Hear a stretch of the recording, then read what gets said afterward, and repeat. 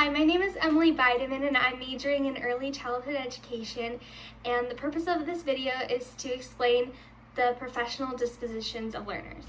The dispositions that I possess that I think will make me a successful educator are honesty, compassion, and fairness. Honesty is the number one trait that I believe anybody should possess, not just educators. But for educators, honesty is the gateway that allows parents and students to trust a teacher. If you're displaying honesty in your classroom, you can guarantee that your students will also follow along and follow that example. Compassion is the second quality that I believe an educator should possess.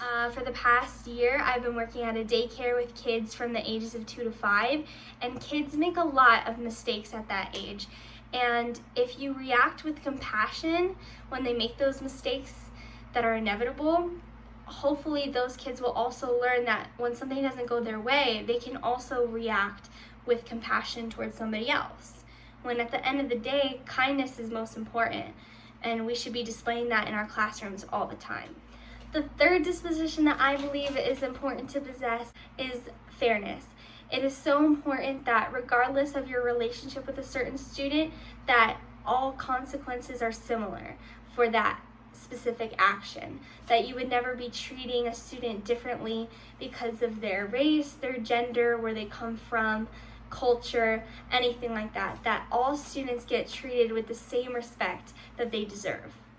The dispositions that I believe I need to work on before I become a first-year teacher are professional contact and reflection. When I eventually start my practicum hours and practicing to become a teacher, it will be interesting to learn how to display myself as an educator. It's very different when you are reading the materials from the textbooks and from the dispositions of teachers and the moral code of ethics for educators. It's very different when you're reading those and thinking in your head that, oh, of course that makes sense, versus actually going into a classroom and practicing those out on a daily basis. Another disposition that I believe I need to work on before being a first-year teacher is the art of reflection. Receiving constructive criticism is very important to know in what areas that you can improve on as a teacher. The reflection process at the end of each day allows a teacher to go over what they did in their day that they liked and what they did in their day that they didn't like, that they wish they could have done better by their students. And so it's important to reflect so that we understand how we can improve and how we can get better as a person and an educator in our classrooms. I think that the three most important dispositions for educators to display are honesty, professional conduct, and dedication. Performing as a professional on a daily basis is very important in how you display yourself to your parents, your students, and your fellow colleagues. It's important to remember that you are a professional, and holding yourself to that bar of professionalism will make you an excellent educator in your classroom. The second quality, honesty, it's so important to create honesty in your classroom because honesty creates transparency between the parents, the students, and the teachers. If you're being honest with your students, they'll begin to trust you to input that knowledge into their life and give them that new information and new skills that they're being taught, and also they'll trust you to keep them physically safe, which I think is something that's often overlooked as a teacher.